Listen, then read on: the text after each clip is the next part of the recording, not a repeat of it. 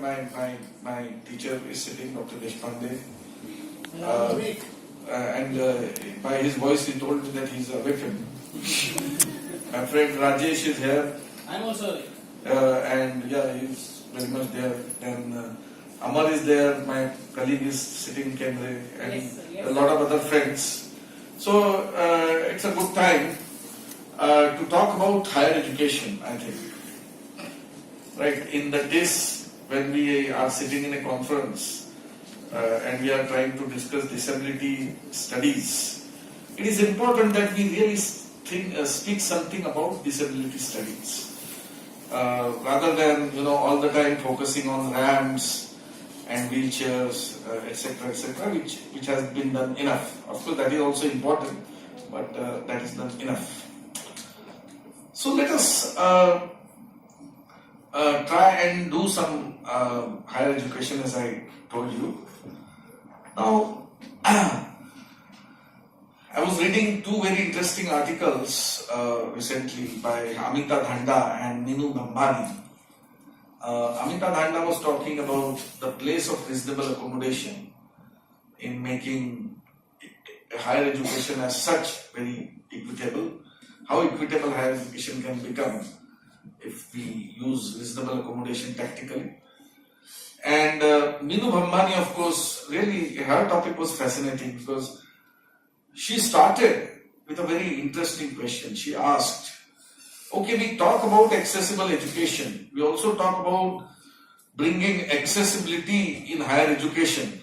But how much research we have conducted to find out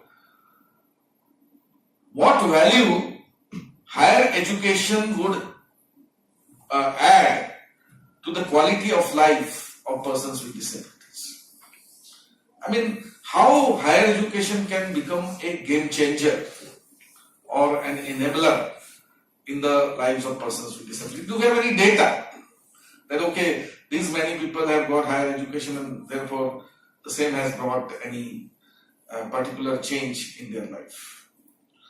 And she was trying to find out some figures, and she was looking into the 2011 census.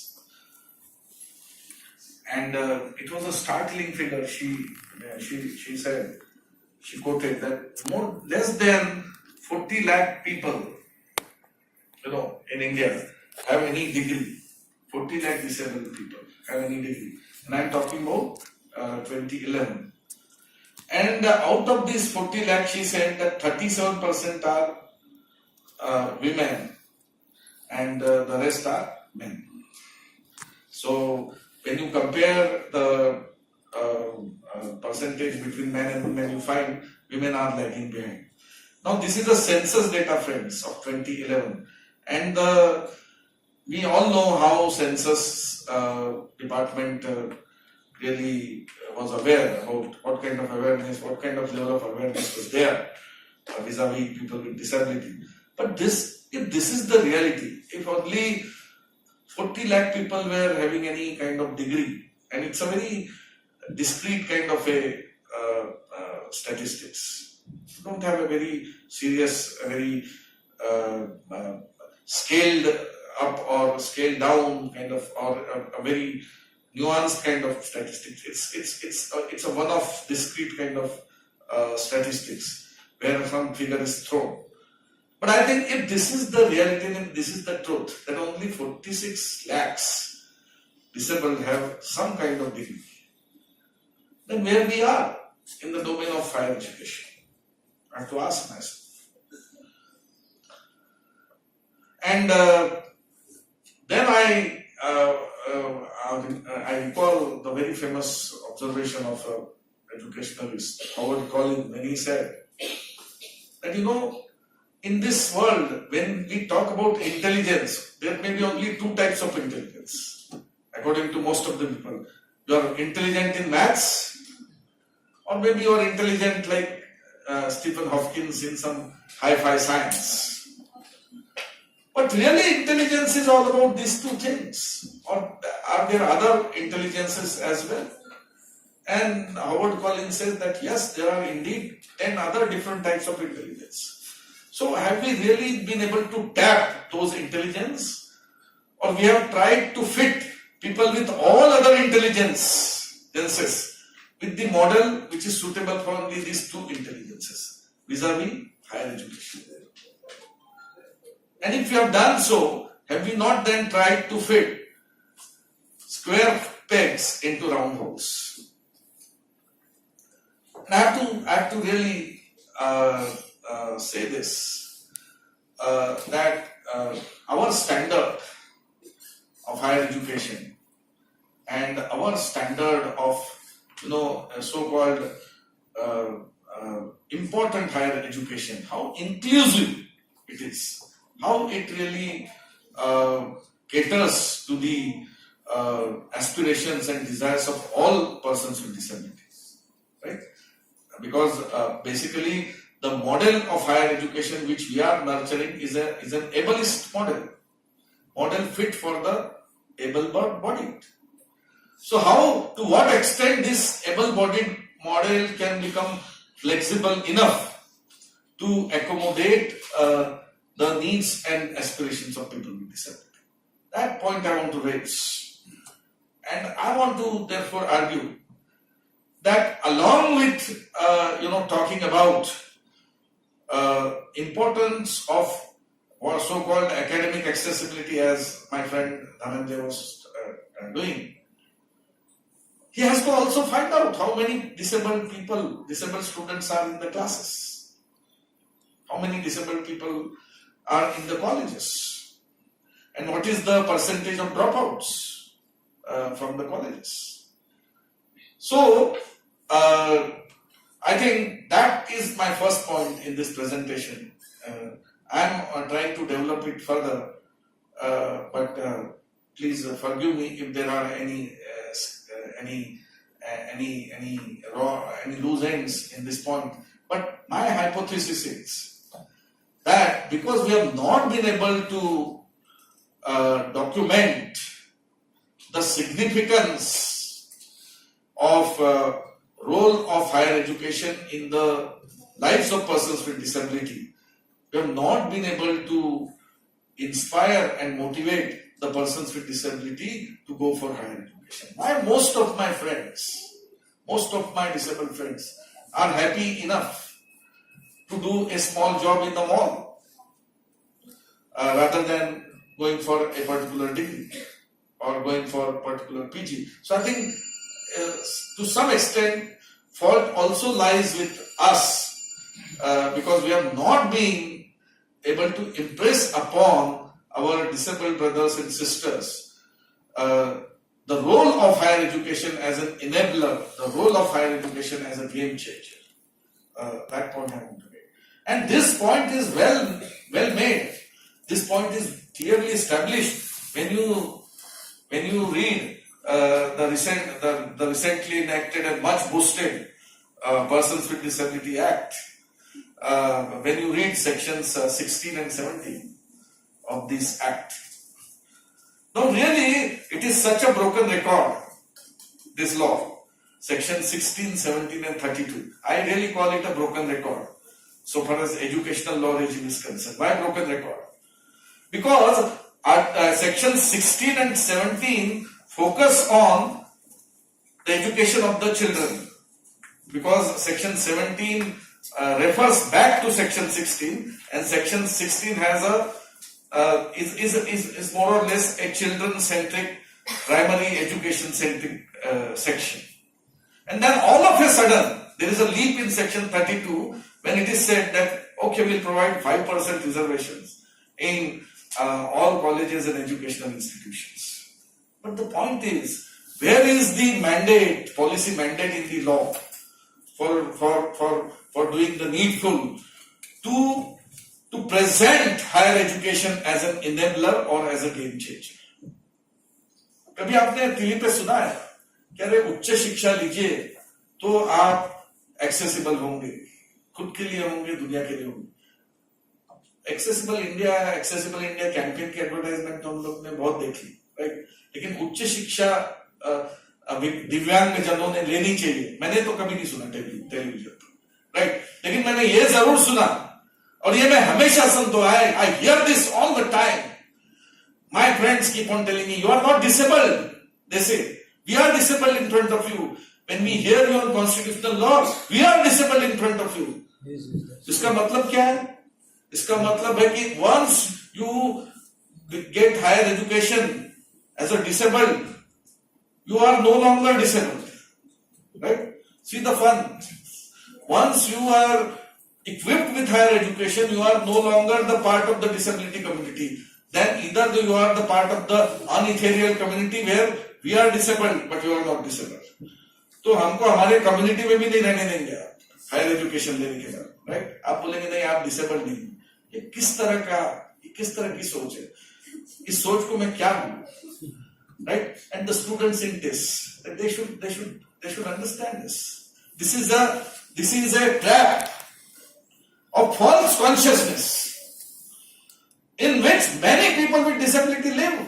I've heard many people with disability saying that okay, we have done so much that we have overcome our disability. It is so ridiculous. Howsoever I do much in my life, can I overcome my blindness? The day I would overcome my blindness, I would become man in the heaven, right? I will not be on the earth. So therefore, my point is that this is a double-edged weapon. On one hand, you are talking about higher education. On the other hand, you have a broken record in terms of law. Sections 15, 16, children-centric. Section 32, there is a long leap and reservation.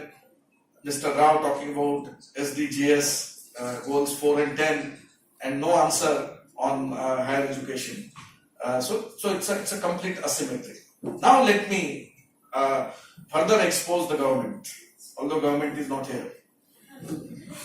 But it is important that I expose the government fully and completely. Now section 4, clause 2 of UNCRPD imposes an obligation on every state party not to take any regressive turn in the legal regime. Regressive term means you cannot go back. You cannot have a what will say, sir, regressive term. What will say? You cannot retrograde. You cannot have a worse regime than what you already had. Okay. Now let me just prove this point very quickly.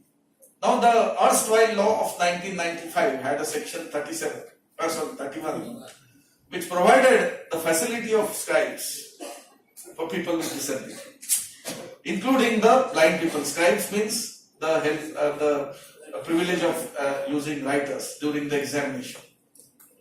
Now there were guidelines issued in 2013 according to which a blind person was entitled to take anybody as his or her writer to write any exam. All of a sudden, in 2018, just a month ago or around 2 months ago, revised guidelines were introduced, and I was finished. I was astonished how government is so agile that within 5 years it is revising its own guidelines. I said, good Lord, something must be better, because government, how can you attribute ignorance to the government? And that too when government has to showcase itself, right? It's a achhe din vagara, right? So how can you project government being complacent on an international convention? Fine, when I read the guidelines, all my enthusiasm went away immediately. Because what was the revision in the guidelines? Now I don't want to go into the details, although devil lies in details only. But let me just briefly tell you what happened. Inter alia, among other things, now the revised guidelines say that a person with disability, if he wants to or she wants to avail writer, the writer should be 1 year junior from her or him during the exam. Now, is it not a regression? Because earlier it was a full choice. It was a full choice. You could have taken any writer. Now they say the writer must be junior to you. Fine. if this is a U-turn on part of the government, on what basis? On what basis you have cast doubts on the credibility of people with disability? कहीं ऐसा तो नहीं हुआ कि पिछले 5 साल में जितने लोगों ने एग्जाम पास की वो सब चीटर्स थे डिसेबल, और जितने एबल बॉडीड लोगों ने पास किए वो सब राजा हरिश्चंद्र के शिष्य थे, राइट? ऐसा क्या हुआ 5 साल में कि आपने यू टर्न ले लिया without any consultation, without any hearing, and most importantly without any mandate of law? Because under section 4 clause 2 there is a binding obligation on you not to take a regressive turn. And what you have done, you have taken a regressive turn not in the parliament but through an executive fiat. What can be more arbitrary than this? And the argument of the government is that we had to do this because there were a lot of complaints of irregularity against the blind people. I said, if there are complaints, fine. Good. People are talking something about disabled, at least. Good. There is something happening in the able-bodied consciousness about the disabled. It is also politics. Fine. But then show the complaints, for God's sake. Where are the complaints? I want to ask the same question which Amartya Sen used to ask. Where are the women? Right? जब आपने 20 करोड़ लड़कियों को genocide कर दिया sex selection abortion में, उन्होंने वही question पूछा था। मैं पूछता हूं, कहां गए वो कंप्लेंट? अरे कुछ तो एक्सपोज करो, कुछ तो पब्लिक डोमेन में लाओ। कहां गए वो कंप्लेंट? कहां से है complaint? So therefore I feel that the entire political establishment is perception driven so far as people with disabilities are concerned. This is extremely disappointing and extremely heartbreaking, heart-draining rather, because if perception were the touchstone, then many things must be driven on the basis of perception. Why only vis-a-vis people with disability? So that point I want to raise. I want this conference to strongly condemn the revised policy. I am told that a stay order has been obtained in Delhi High Court against this order, this revised policy, which is a tactical move, which is a good move. But then what is the condition on which stay order is obtained is also important to be known. The condition is that stay order will prevail till government is not able to provide a pool of writers, because one of the conditions in the guidelines is that government must provide a pool of writers. Now suppose tomorrow, because see, the guideline says that a writer must be 1 year junior to the disabled. Now imagine that suppose tomorrow government of Maharashtra comes with a pool of writers in which all writers are either 7th standard pass or 8th standard pass. Now 1 year junior is a maximum which a person can disability take, right? That is the highest 1 year junior. Government बोलेगी आपको क्या problem है, 7वीं का बच्चा आप बोलो वो लिखेगा, right? So in my opinion, although the stay order is a good development, but yes, yeah, I will wind up in 2 minutes. But the issue is for how many days or months or for years these guidelines would be behind the stay order of the court is an issue. So while concluding, I remember a very interesting quote, and based on that quote, when I imagine the kind of scaffoldings around me in an able-bodied framework, when I imagine the kind of able-bodied language with which I am bombarded, I think I thank God that not only I have been able to be a survivor of this atrocious educational system, but I am able to prove myself as a professor of law. So I thank the support system around me rather than the educational system. I thank all the angels who read for me going out of way. But I think all the time, everybody in every place don't get angels. This is a time for action. This is a time to really challenge this atrocious able-bodied educational system, and I am using very strong words. If we want to break the scaffolding of the able-bodied, and if we want to challenge the what I call ability privileges, then this is the right moment.